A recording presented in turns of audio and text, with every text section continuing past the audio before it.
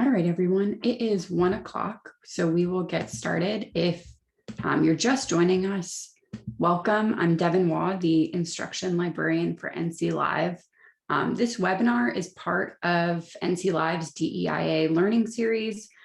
Throughout the month of June, we're hosting 7 different webinars where several of our member libraries are sharing the programs and policies that they've developed to advance equity and inclusion, not just for their users, but also among their staff. If you're interested in learning more about the series and attending the 6 other webinars that we're offering, check out the URL that I've shared on this slide, and I'll include it in the follow-up email that I'll send later today. Before we get started, I do have a few logistical items to share. So the webinar will run from 1 to 2 p.m. We'll also be hosting optional breakout discussions that are going to be led by the presenters from 2 to 2:45 p.m. Those have a separate registration on our series webpage, and you can check that URL out for more information. The main webinar will be recorded, but the discussions will not. So I'll be sharing a recording in a follow-up email that I'll be sending later today. And I'll post it on our YouTube channel later this week as well. If you have any technical issues at any point, please private message me. I'm happy to help you resolve them. The title of this webinar is Black Lives Matter, Programming Within an Equity Framework. I want to briefly introduce our wonderful facilitators from Charlotte Mecklenburg Public Library. Chantez Neymoss is the Adult Services Leader. Jasmine McNeil is the Outreach Coordinator. Pamela McCarter is the Equity Initiative Leader. And Caitlin Moen is the Chief Customer Officer and Library Director. And without further ado, I will turn it over to them. Thanks, Devin.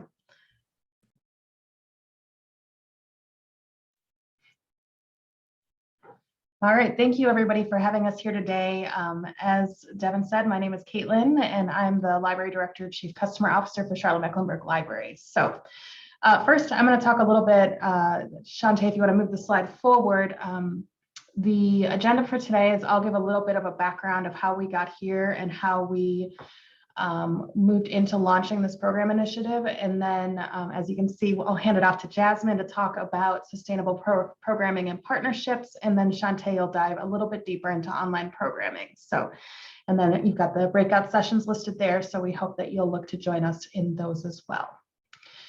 So racial equity at the library, it's nothing new. We've been talking about this. We've been doing work around equity.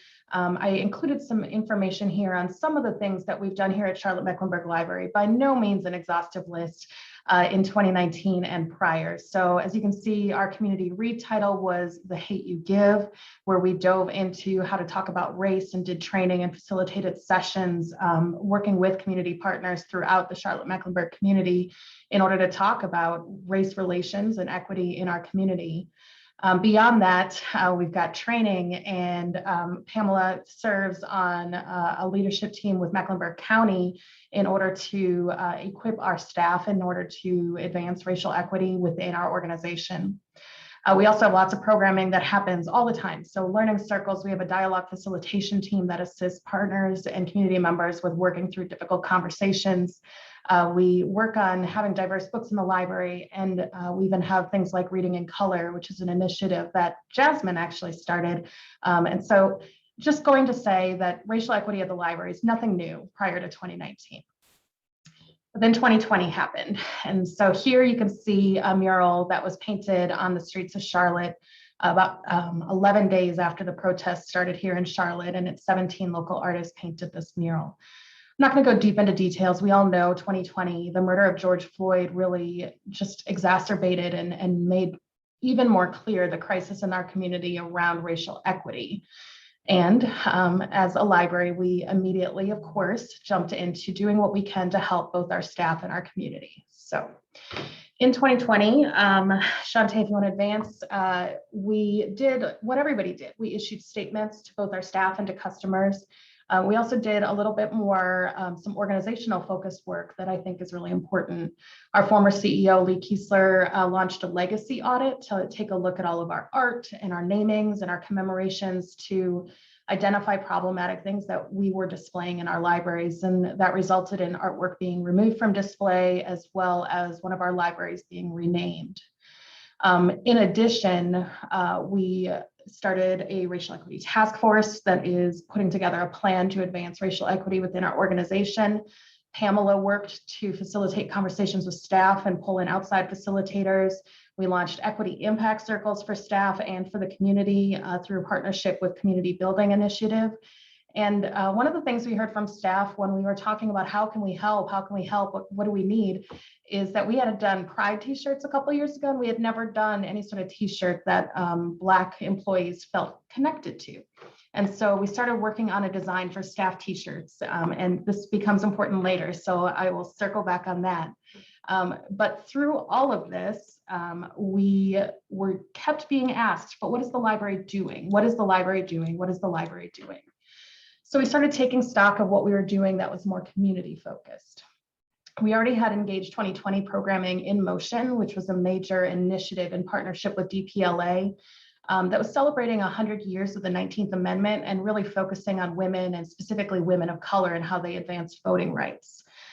We had taken a move to take this anti-racist book list and make it immediately available to our customers, primarily through digital, because we were in the middle of COVID, and that was the primary way that our customers were accessing these materials. Just in the month of June, we were able to put white fragility. There were 1,650 checkouts of that item just in the month of June by moving that into a cost per circ model. And of course, we looked ahead to our community read and altered our selection in order to be focused in on racial equity themes. And Chantez and Jasmine and others were spinning up all sorts of programming around anti-racist book clubs, learning circles to advance conversations about equity, story times, and more. And so we would tell people, like, look at all of these things we're doing, look at all of these things that we're doing. And people still said, what is the library doing to advance racial equity in the community to address this crisis that's happening? So we kind of pulled together and we identified that we needed one central initiative to address that critical community need. How are we living into the statement that we made in June, both to the public and to our staff, that the library opposes racism, that the library supports equity and inclusion, and how do we advance that? So we decided we needed one place to point for community members to go to if they wanted to be part of the solution, and one place for our board and the community to really know and to find the answer to that question. What is the library doing to address racial inequities? So we kind of pulled together this large planning group to do some work around the needs and the goals. And then that was slowly pared down to a smaller project team headed up by Chantez and Jasmine very capably. And those staff t-shirts that we had kind of started designing, we identified that we would align the t-shirts with the programmatic initiative. And that would be more aligned with some of the ways that we've done some other programming initiatives and would ensure that we were able to put those t-shirts into staff's hands without having to have them purchase those. So the next step was, now what do we call it? And that became a very large conversation. The words that we use matter, and we all knew that. And so it kind of started out thinking like, okay, we're going to use Black Stories Matter. It's a identified kind of social media trend. It's very aligned with the library mission. But then we kind of felt people started thinking, we all started thinking that maybe that doesn't have enough teeth to it. We're avoiding the issue, we're softening the message. And so we talked to a bunch of different people across the organization. Chantez talked with a bunch of the adult services librarians. Every time that I went to a meeting, I would ask folks, if I ran into people in the halls, I would say, let me test this on you. And we ran through all sorts of different things. Like, do we say racial justice or connections? Do we say engaging voices? Do we make Black Lives Matter the subtitle to a larger programmatic initiative? And really what rose to the top and what came up again and again, really driven by staff, is that this is the time to stop and say 3 words, say Black Lives Matter, and really live into it and not talk around it. And so with that, we made the commitment that we still had some library initiatives where the shirt says I can read Black stories, but the actual initiative is called Black Lives Matter. And we were just going to own the words and really live into it. So the program launched in September, and Jasmine and Chantez are going to talk more about what that looked like, but I want to emphasize that there was a need for a lot of support from a lot of individuals in order to make this happen and happen successfully. Our entire library leadership team was really behind this, and our former CEO, who retired this spring, to his credit, was very supportive and was very willing to kind of hear the voices of staff and respond to what we thought that we needed to be doing. We have a very active and engaged board of trustees, and when I told them that we were launching this, they were very supportive of that. When we went to them and showed them the t-shirts that we had designed for staff, they said, how do I get one? So having that support from the board of trustees was critical. And then I don't want to underestimate the support that it takes from the staff. This is really emotional, heavy work. And so asking staff to pull up more programs that are focused on things that are really near and dear to people's hearts and that people have a lot of feelings about, and we're already feeling, through 2020, we're already feeling very exhausted and tired.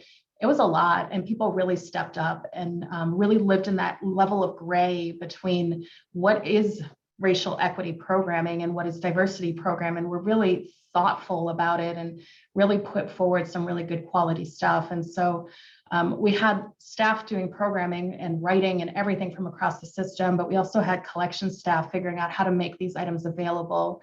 We had our digital channel staff building out our web presence so that we could have kind of a concerted messaging platform. And then we had marketing and communications that we relied on a great deal for the initial design. It's simple, but we did need some help with that, as well as the social media aspect and kind of communicating what we're trying to accomplish.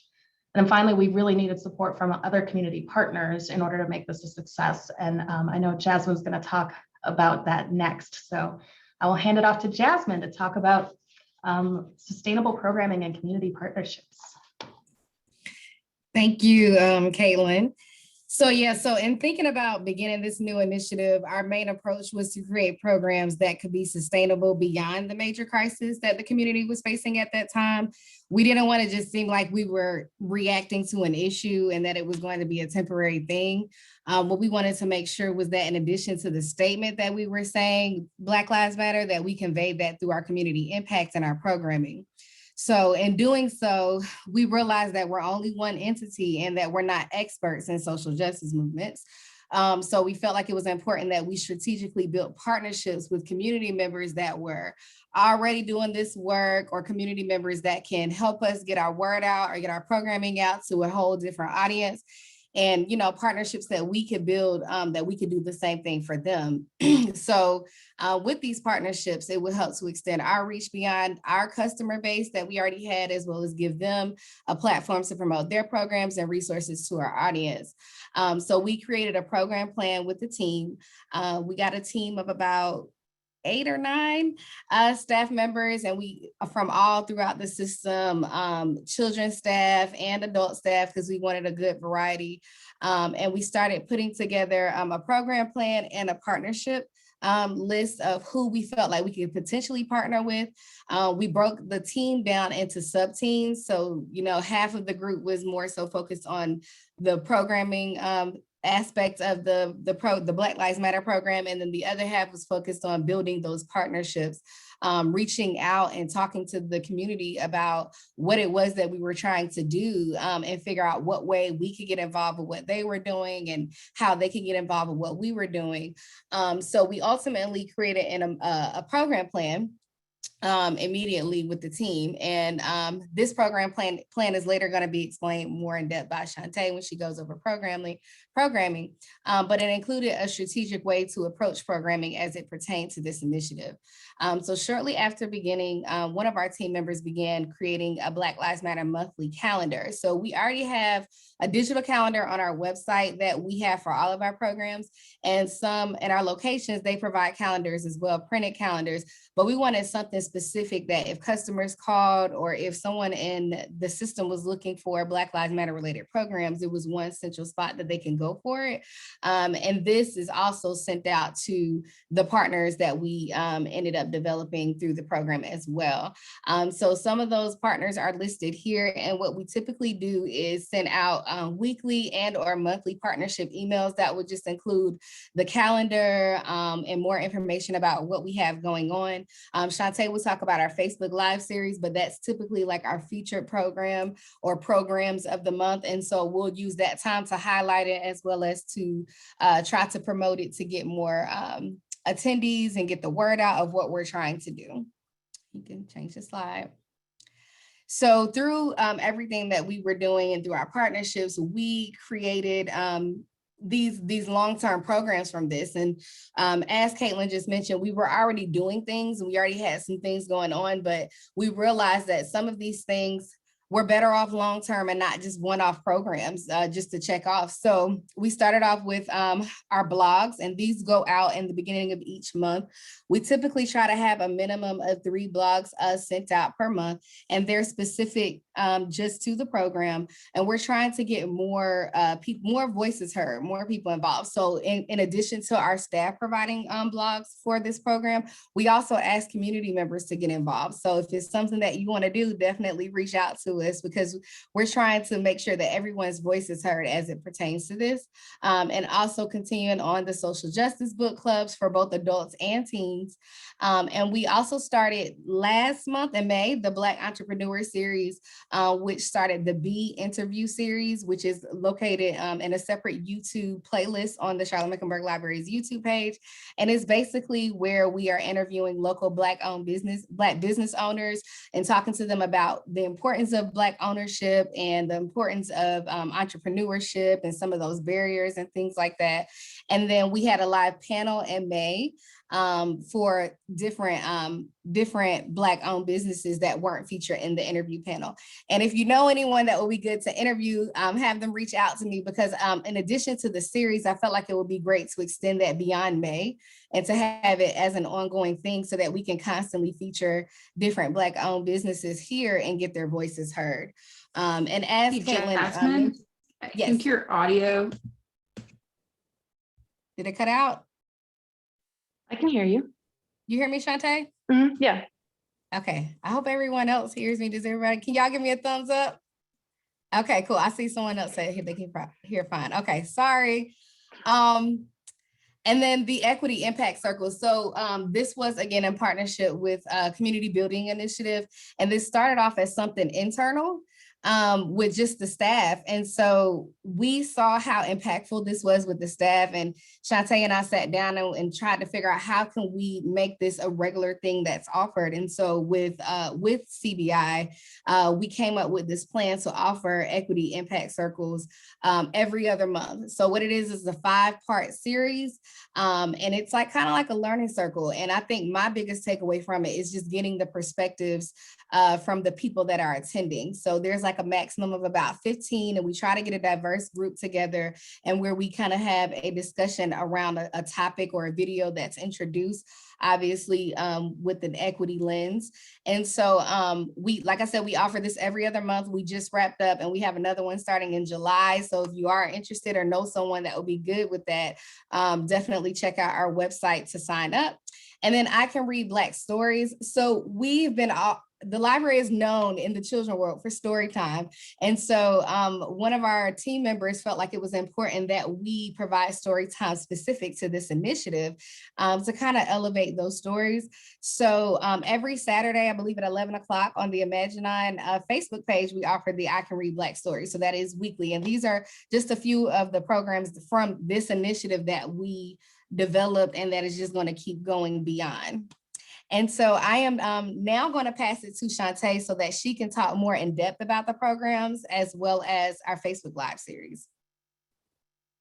All right, thank you, Jasmine. Hi, everyone. I'm Chantez Neymoss. I'm the Adult Services Leader with the library, as well as the co-lead with Jasmine on the Black Lives Matter Program Initiative.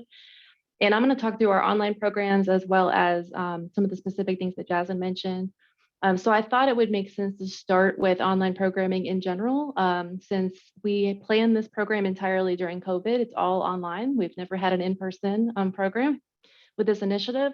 So in March 2020, our library is closed, and about a week later, we offered our first online program. So we did a Storytime on Facebook Live. I think it streamed sideways at first, and we figured it out as we went. So March 2020 through to September 2020, we're really figuring out, how do you use Zoom? How do you do this safely? How do you provide quality programs? So by the time we launched the first Black Lives Matter programming, we were not experts, but we were comfortable with using Zoom. And we started this slowly. So we started with 2 book clubs, 2 adult book clubs that were discussing the 1619 Project as their first discussion piece. And those met at 2 different times. So folks had 2 options, a Saturday and an evening, to join in. And we used that to kind of slowly increase the number of programs and the number of types of programs that we had. So as Jasmine mentioned, we added equity impact circles in October in collaboration with CBI. And then in January 2021, that's when we really started to increase the number of programs and the types of programs that we were offering.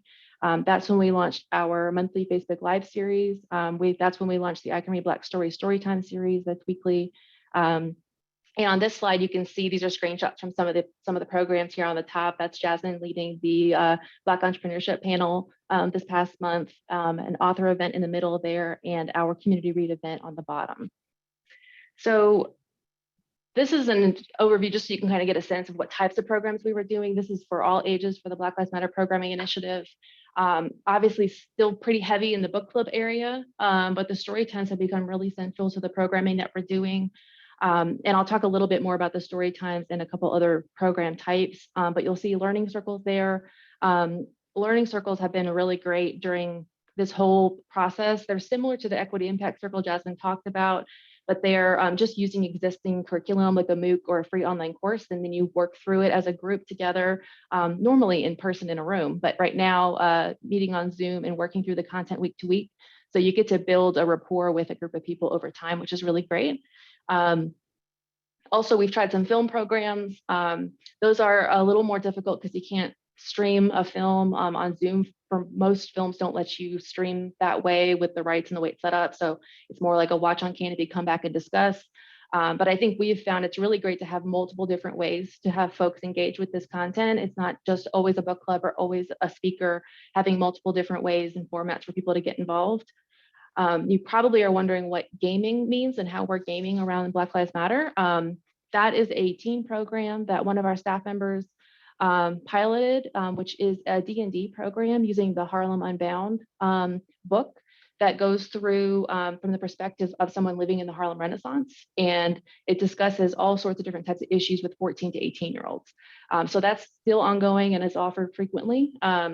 We've also done some arts programs and some other programs. It's been really important for the staff around our library system to try things and try different things for different ages. So we kind of try to keep that as open as we can in terms of what types of programs are offered. And then to get a little bit more in detail on a specific program, so you can see what this looks like in practice.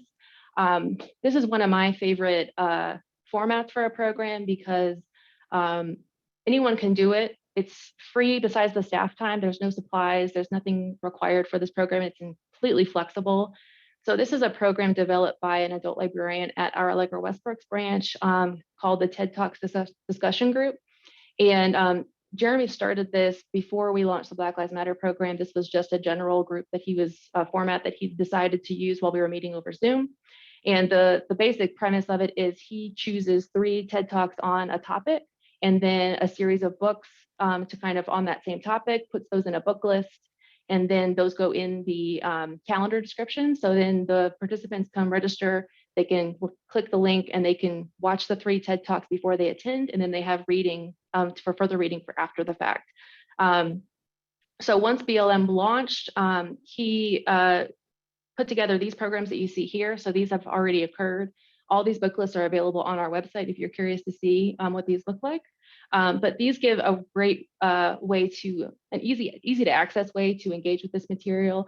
And the staff member is not creating the curriculum. It's already existing. Experts are speaking about it and the staff is just a facilitator. So I wanted to share one from the March 19th session that we had. Sabrina Robinson at our West Boulevard location facilitated this one. And this is a story that she shared that I thought was really telling for this type of program. She said, "I thought we would have to do an icebreaker, but as soon as I opened the floor, people just started pouring out their hearts. We went over about 30 minutes.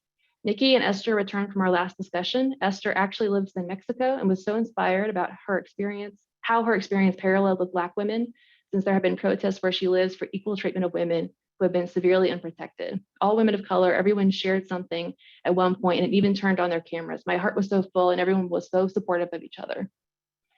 So I thought that was a great example of how those discussions, especially when you're meeting not once a month, but frequently every other week or every week, you start to build that rapport so these types of interactions can occur.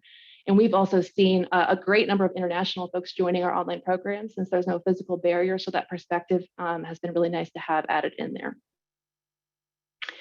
And then I'll talk briefly about the I Can Read Black Stories story time that Jasmine shared about. These are 2 screenshots from our 2 most recent. So as she mentioned, these happen every Saturday at 11, and Alicia Lackey, who's a member of our Black Lives Matter programming team, and Teresa Clay Barrett from our Sugar Creek branch, they lead this team of folks that rotate on offering this each Saturday at 11. And similar to our normal story time that offers an early literacy tip, these offer an inclusivity tip as part of the program. And we have storytime templates and lesson plans that go along with these so that other staff can get involved. And it's very open. We have actually in the top screen there, that's Yolanda, who's an adult librarian who wanted to do this as part of the children's program. So it's open to all positions. And then I'll briefly mention our Facebook Live series. Jasmine mentioned this. This is what we launched in January. We wanted to have some more visible, larger scale events. We were having a lot of great smaller discussions in Zoom, which if you're not attending the event, you may never know is happening. So these pop up on our Facebook feed, and they also are on our YouTube page. And these are scheduled for every second Thursday of each month. So we've done 6 since we launched in January. So you can see a variety of topics. As Jasmine mentioned, with the program plan we came up with as a team, we identified some themes per month that we could align with. Not that every program had to go on that theme, but we could definitely connect. So for example, the April program, I Love Us with Hannah Hassan, connected with Poetry Month. Hannah Hassan is a local poet in Charlotte. And Jasmine's Black Entrepreneurs panel in May connected with Small Business Month. So not every month connects to a specific theme, but we found that to be helpful for the staff as they're planning. So they have something to kind of grab onto in a starting place as they're beginning this work. And then just to mention, since this is a lot of stuff that's going on in our system, how we're supporting the staff and what that looks like. Jasmine mentioned the calendar that we do monthly. And that's on the right what that looks like. So that's a PDF calendar that our team puts together, and then staff can either print that out at branches and have it at the desk, or they can share it. Our marketing department shares it in emails that go out, and that has live links to all the programs so folks can access it. Our online calendar has just a ton of stuff in it. So if you click on online calendar, you may never figure out how to access the Black Lives Matter program specifically. So we try to do as much as we can to curate that and make it easy. And then on the left, this is our Black Lives Matter programming toolkit that we put together. This is a list of staff for resources. So this is an internal resource, and this includes things like lesson plans, storytime templates, guidelines, some scripts for what to say, to set ground rules during a program, some template slides and PowerPoints. And this is staff built, so staff can submit to this and add to it. This is built on a tool called Airtable, which is just a database software to kind of organize information. But this is also a link that anyone can access. So if anybody's curious to see that, I share that link in the slide as well. And then as we get close to wrapping up here, I just wanted to talk a little bit about lessons learned, and I'll try to wrap up for all of us. I think in terms of the programming specifically, the flexibility has been really, really important. And I think Jasmine and I have gone around and around as we've started this in September to now, figuring out what works, in terms of the team, in terms of the programming, and the flexibility is the really key piece, because this is going to be it's going to look different every month, and it needs to be flexible. And the formats you can find that are changeable and can be used and can be made relevant, it's really important. I think the staff creativity and allowing ideas to flow freely, that was really, really key.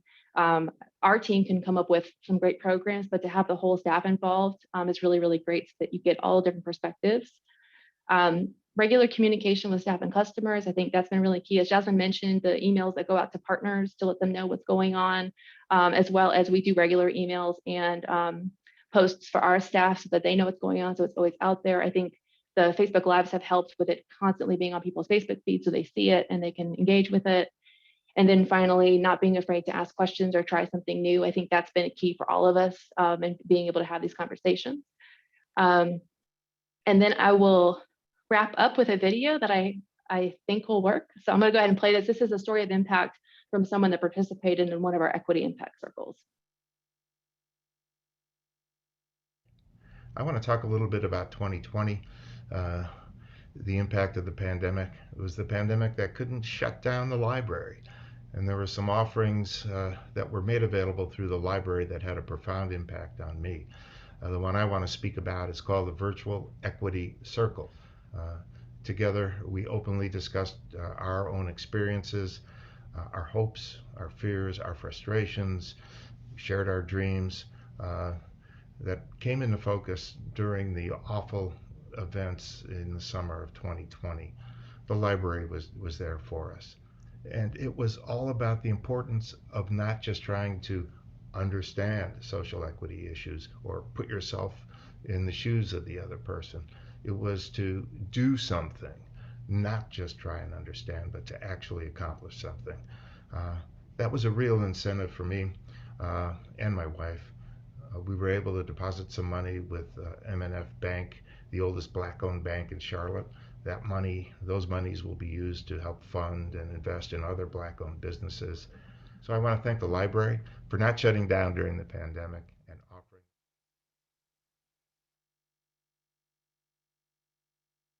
Awesome. Well, I think that wraps us up for the main presentation, and we're open for questions.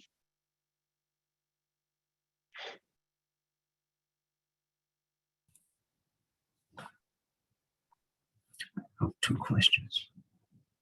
Two questions.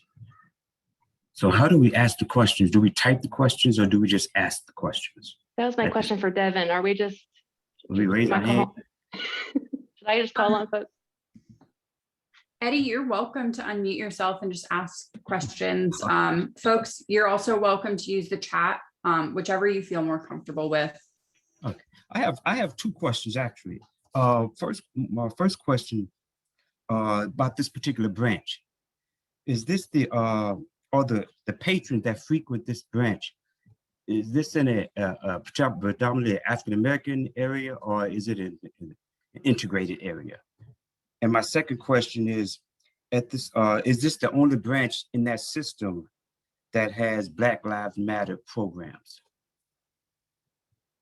So Black Lives Matter programs are throughout the system at all of our locations and online. All of our programming is online right now. And so we've been pulling folks from a cross section of the community. So it's kind of nice. And I'm sure Chantez can speak a little bit more about that. The gentleman who spoke on that was part of an equity impact circle. He lives in a more affluent, predominantly white area, but he was in the learning circle with folks who looked very different from him. So Chantez, I don't know if you want to add anything else. Yeah, sure. So yeah, like Caitlin said, this is across all of our locations. It's not one branch that's doing it. When I mentioned specific branches, it's that staff member that just happened to put forward that program. And I think the nice thing about online programs has been that we're not doing things as branch specific. So we've got staff from like 3 or 4 different branches working together to provide a program, and the participants are from all over Charlotte. But this is an initiative at all of our locations. I wanted to read one of the questions from the chat. It says, and Caitlin, this will be a question for you. What type of approval from your library director? I don't know if that's supposed to be director because Caitlin's the director. Did you have to obtain to do this on an ongoing process? Well, we put this together as a team. And so I wouldn't say I was part of the initial kind of construct of the vision and the goals and what are we trying to do. And then I trusted in this team to figure out what does that look like in the real world. What I will say is looking ahead, we do know that there's more. Black Lives Matter isn't going to go away, but there's also other segments of the community that need to be raised up, to be looked at, to be acknowledged as growing community needs all around us. And so we do kind of see a future where we're going to have more of a social justice and diversity-based and focused programmatic kind of portfolio that will kind of include Black Lives Matter, but will also allow us to implement other initiatives to support and address other kind of critical community needs. And so the commitment has been that Black Lives Matter will continue. We actually, if you're interested, we just have a new order up for more shirts. So we actually put those items out to the community now. It's something that we have committed to in an ongoing basis as part of our overall approach to racial equity. So I was part of the process. So that's the answer is get your leaders to be part of the process of determining what does the community need, and to really hear from individual staff members and individual community members about what, asking the questions about what the library is doing and what they wish they would see. And I know that I felt very personally invested from the beginning. So. Caitlin, where's the link live for everyone that wants to purchase them publicly if they're on here? Daryl's on here. So Daryl, do you want to grab the link and drop it in the chat so I'm not looking around for it? Not the I'll do that for you. I'm sorry, Daryl? Yes, I'll do that for you. Thank you. One of the questions was, we do have a few questions in the chat. Someone asked about the equity, more information about the Equity Impact Circle. So again, this is just a partnership with Community Building Initiative. It's a 5-week program series. So it's every week for about an hour and a half, up to about 15 people. We try to have a diverse population, all ages, races, together so that we can have different perspectives. And so you can basically just go onto our library website, to our calendar, and they should already be on there. So our next series, I want to say, is on Thursdays at 12, starting on the first Thursday in July. I'm not 100%, but it's around then. But so we try to offer the start date every other month. So if you can't make it to the July one, then we'll have another one starting in September, and it just follows like that. So that Chantez just dropped the link in the chat. And so so if you want to register, you'll register there and then get some more information once you put your information in on the form. And so they're moderated conversations and led conversations based off of either a TED Talk video or some information provided by the presenter.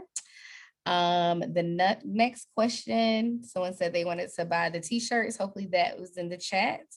I'm next door in Concord, where there be an opportunity to have continued conversations surrounding these topics.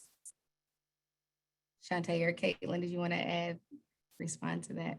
Yeah, I think, I don't think I'm speaking out of turn, Devin. I think we talked about kind of continuing the conversation after the fact. So if others are interested in doing something like this, I'm going to say maybe contact Chantez or Jasmine, because my email gets out of hand and they're closer to the actual programming than I am. But I'm always happy to chime in and answer any questions about any of the more administrative aspects of it. Chantez, you wanted to add something? We're about to speak at the same time. I was just going to say, since Jasmine and I have a team of about 8 folks that, specialize on different things, like we're happy to make connections to, like Jasmine and I can speak about it, but if you want to know more specifically about the story times or about the book lists, we can make connections. That everyone's really happy to share this information.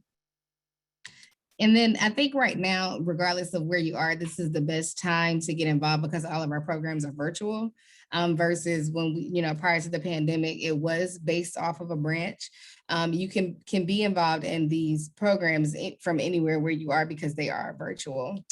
The next question is, how did you respond to pushback? So that would be for Caitlin. Sure. And in my breakout session that Daryl, who you heard his voice, is going to help me kind of lead some information on, we'll go further into communication and response. But what I will say is we had much less pushback than we anticipated. I think that people are getting used to this vocabulary being used. I will say we're blessed to be in a more urban environment. So, maybe a little bit more used to some of these conversations than others. In the breakout, I don't have it right now, but I'm going to share some of the specific kind of concerns that I got that I responded to. But what we tended to focus on is having really clear and consistent messaging. So the primary pushback that we did get was, how could you have programming around the Black Lives Matter organization, which is a political organization that does all these different things? And so we wrote some really clear messaging about, this is not affiliated with the organization. Black Lives Matter is a statement of human rights. And this is the time that we need to affirm the rights of these people in our community. And so by just having that consistent messaging, having some baseline answers that we would go back to, I'm not saying people were satisfied, but they didn't keep pushing. I will say that, you know, and then there was just so much excitement generated within staff that I think there were a few people on staff as well that felt uncomfortable. But we did our best to affirm that this was something that was necessary, that was driven by community need. It wasn't just a fad, and that we felt like we were actually meeting some different needs. And so that seems to have really helped to kind of develop some other folks along who may be worried about singling out one population to the exclusion of others. And in support of what Caitlin said is, when you take a stand, that is what you're doing. You're supporting what your mission statement is. And we didn't sway from our mission and vision, which is to serve all of our community. It just became more specific in what we're doing and how we're going to help the entire community. So the pushback, the answers to some of the pushback was stating our policies, stating our mission and our vision and what we stand for. And so that was the support that we needed. That's a really great point, Pamela. And it's something that we did call out. Our mission is really simple. It's to improve lives and build a stronger community. And so we called that out every time that we got a community response. So thanks for that, Pamela, because you can't build a stronger community if you're not building a stronger community for everyone. And so we really focused on that and centered in our mission and our values. So that was really helpful. Awesome. Okay, so this question is kind of like a Caitlin, and I know you said Daryl's on here, and I don't want to put Daryl on the spot, but it's a marketing question. It says, I've been involved in a couple of your programming endeavors. When I mention these to other folks, they say they haven't heard about what the library is doing. What marketing efforts are being made or could be made to reach those not currently on your list? Well, yeah, hi, thank you, Jasmine, for that question. Currently, some of these strategies that we are using, we'll talk more about this in the breakout session for marketing, is we are constantly looking at ways that we can involve different aspects of the community that we may not have been touching on.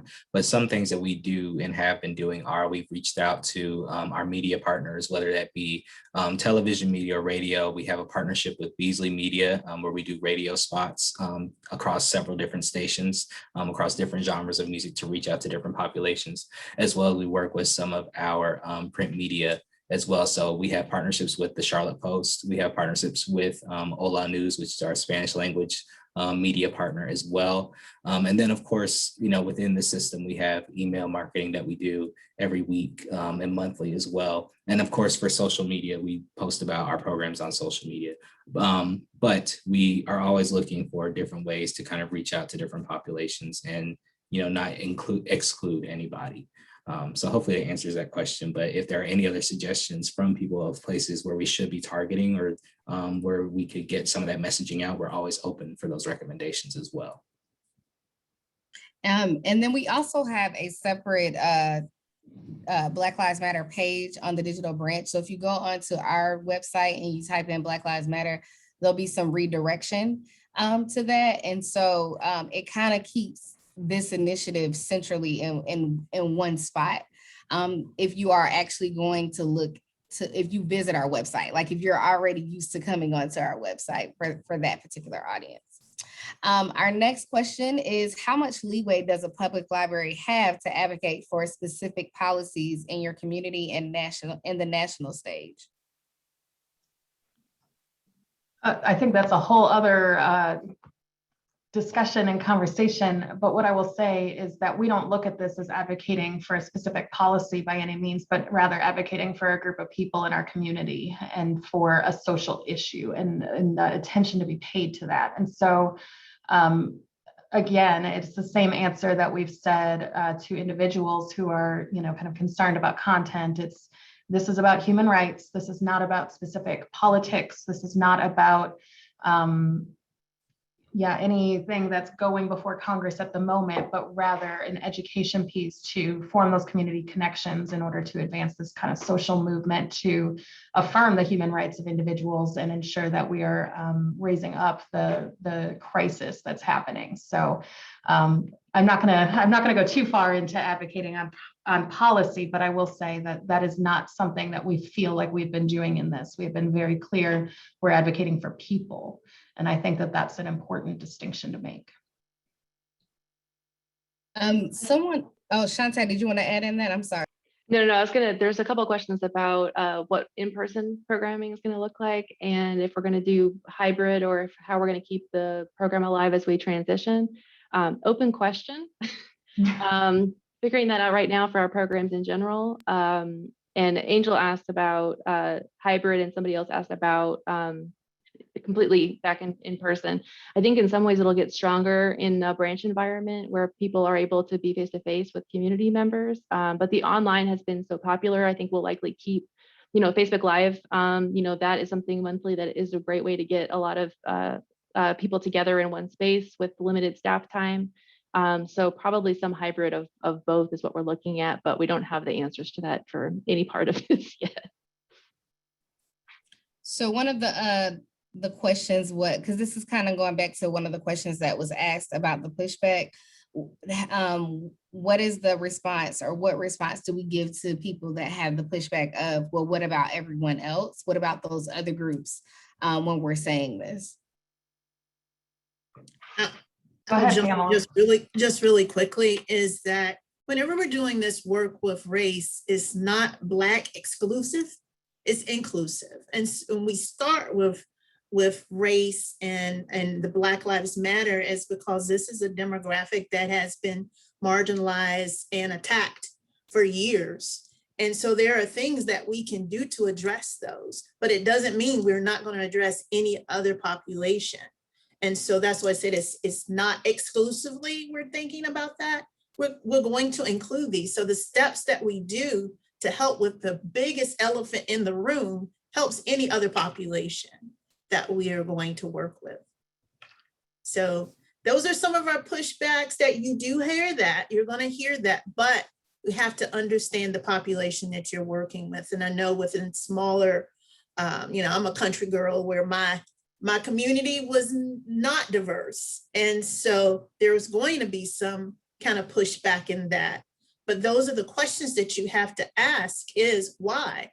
If you only see people that look like you all the time, why are you not involved with other populations, genders, anything else? Those that are different, why are they not there? Are they in your community? This is now presents a point for you to now get more engaged in your community and to learn the growth that's happening in your community so that you're not leaving someone out. And that will now change some of that narrative of everyone else. I got asked this question at my personal book club. And the analogy that I used, it's not a new one, but the analogy I used is, if you have a block and one house is on fire, where are you spraying that water? Are you spraying it out all the houses, or are you focusing on the house that's on fire to ensure that you're getting the help where it's needed, and then, looking at the whole street? And so that's the analogy that I've used with my personal acquaintances. But Pamela's right. You're going to get those questions if you're doing things like this, but you have to live into, the other thing that I'll add is you have to live into, as an institution, that there is more. And so, yes, we're focusing on Black Lives Matter right now, but that doesn't mean that we're not doing DEIA and that we're not doing Pride Month and that we're not doing these other things. We're just making sure that we're bringing the focus where the crisis is happening. And I, for me personally, I think it's important for everyone, and this is what I try to share with everyone, is that you know, a couple of years ago, we weren't able to have these conversations about this specific group. So, you know, because this crisis happened on such a major level, it has allowed us to, you know, finally address something that a lot of us have been trying to address for years. And so we can't focus on the other groups that we've been able to give at least some attention to, while we're trying to focus on a specific group that we've never been able to. So I think it's important also to provide the history. And once you start educating and providing educational opportunities on the history of how things are done and how they've been built, I think even people that didn't understand begin to. That's why I really like the equity impact circles, because you get different perspectives of different people.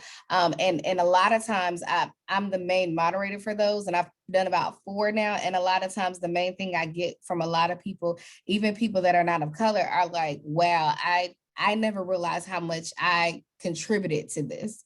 So I think it's just the educational piece is really, really big in helping people to change their mindsets on stuff so that they don't think about it that way. But you're always going to have someone that still says the same thing, even if they are educated. So we also understand that we can't change everyone's minds, and we have to focus on what we can impact and what we can change. Chantez, did you have anything you wanted to add? I think you got it, Jasmine. I think the big thing for me as we've been working with partners and talking about this is defining what we mean when we're talking about this programming and being really clear. And I think that's been the journey that we've been on since this started. This might mean different things to different people, and how do we be inclusive, but also be able to have these conversations where we both know what we're talking about, you know, and get to the core of what we're actually trying to say. So I think that is the work that has to happen first. But sometimes it happens while you're doing it, and that's okay too. So I think, yeah, I agree with everything you said, Jasmine. There is a question in here that I want to just kind of tie into partnerships, that this work is so difficult for one organization to do. You have to have partners, because what's happening is everyone is trying to do it. And sometimes they're recreating a wheel all throughout the city when they can really be working together. So really looking at who you can partner with to help with this and share resources and share some of the struggles as you're building a platform. You know, with the library, we're not the only person working on this. The city is working on equity. The county is working on equity. You know, the fire department, from the police department to everyone is having this as the same type of topic in conversation. So we can learn from each other and pull some of the best practices and seeing what is happening and how that can help us as well. So you're not alone. You're not going to do this alone. And, you know, everyone is out there to help. Mm-hmm. One of the questions, thank you, Pam. One of the questions, and I think the answer is no, but I want to make sure everyone else agrees. What, if any, programs or projects or opportunities did you have to let go of in order to censor this initiative? Were there any, Caitlin? I don't think there were. I don't think so. I mean, this is one thing where probably the pandemic helped us a little bit. The online programming, that centralized programmatic piece let us have a larger community impact without having to create as many individual programs across the system. So I will say that that was kind of a weird blessing in the middle of a really crazy year.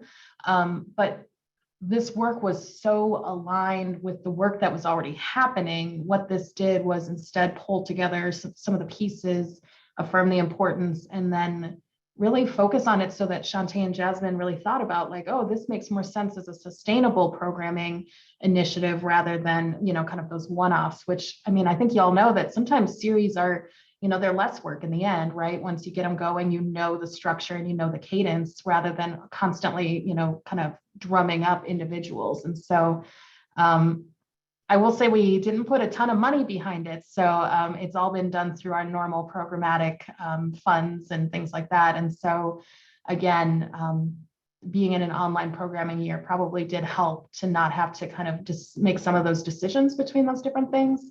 But I don't anticipate that we would be needing to give anything else up in order to continue this in a sustainable way moving forward. Yeah, and I'll say just quickly, in terms of like the budget and paying for programs. So normally during a year, our budget would be much higher for doing in-person programs, you know, paying for refreshments and paying for presenters, and we had more programming money available. So I was able to take adult programming general funds towards Black Lives Matter programs. So we paid for presenters. You could 100% do this without having to do that, but it was nice to have that cushion. And I don't think if we weren't in COVID, that wouldn't have been as possible. We would have been able to make it work by dropping something else, but we didn't have to in this specific case. And then, okay, I'm sorry, Eddie, can I ask this one question that's been up here for a while? I wanted to get to it, and then I'll come to you right after. Yes, so someone said, when you are in a small community that doesn't have that many organizations for marginalized and underrepresented groups, who would you recommend we reach out to build community partnerships? I do want to say first, as an outreach coordinator, that is what I typically do. Any and everybody, you know, depending on what types of programs you're trying to do, you know, your local school system, local daycares, if you're looking for a lot of children's programs, but even stores. I think with a small community, it's easier to get the word out, depending on what you have. And so once you get the ball rolling and just make a couple of community contacts where you're able to get it out, you know, local news agencies and things like that, especially if it's something new that's not being done in those communities, more people will gravitate to that. But I wanted to give you all, Caitlin, Chantez, or Pam, the opportunity to add in as well to that. Yeah, asking that community, individuals, they have so many contacts themselves. So this is a chance to meet the people in your community and talk to them and find out where they are, who are they, where do they go, where are they visiting, you know, churches, community groups, or they're faith-based, or just gatherings are places that you can talk to. As Jasmine mentioned, we're both in an outreach capacity, so we're always in the community looking. We're driving up and down the street, and if we see a sign, that is another connection just to kind of reach out to. So it does take a little bit more work when it is a smaller community and they may not have formalized groups. There are a lot of informal groups that are in the community that you can kind of connect to. Yeah, and I'll just quickly add, I mean, as I mentioned, like we started really small from the program's perspective. So, I mean, we started with a book club, and with the announcement that came like on our Facebook page and things like that, like Jasmine and I started to have folks reaching out to us. So I think as long as you're willing to start, like you may not know who to reach out to at first, but really we had a lot of partnerships that just came because they heard we were doing something, they wanted to know more, and built some really great relationships out of that. Real quick, and then Eddie will come to you, but ask your staff too. I mean, like your staff is full of people who are passionate about the community and have their own personal interests. And so just don't neglect that intentional question and invitation to participate and pull other folks in. So Eddie, did you have a question? Yeah, I just want to make sure I signed up for the right breakout session. I signed up for Pamela Mack's session. Well, on your PowerPoint, the very first page on your PowerPoint, you had a statement how to talk about race. And I was wondering which session is going to discuss that. Did I sign up for the right one? That was my question. How to talk about race was a staff-led training that we did for our staff on how to facilitate conversations about race. And I don't think we're going too deep into that in any of our sessions today. I did drop a link in the chat. That session was designed by Amrita Patel, who's in our outreach group, as well as Denise LaForce, who used to be here at Charlotte Mecklenburg Library. And the content for that is now available as a free learning circle through peer-to-peer universities. So if that's something that you want to take advantage of for your staff or for others, I did drop that link into the chat. So you should be able to go check out what that course looks like. It's a 5-week course set up as a learning circle. And it's excellent, I will say that. And even if you just go dig through the resources there, you'll find it personally meaningful for sure.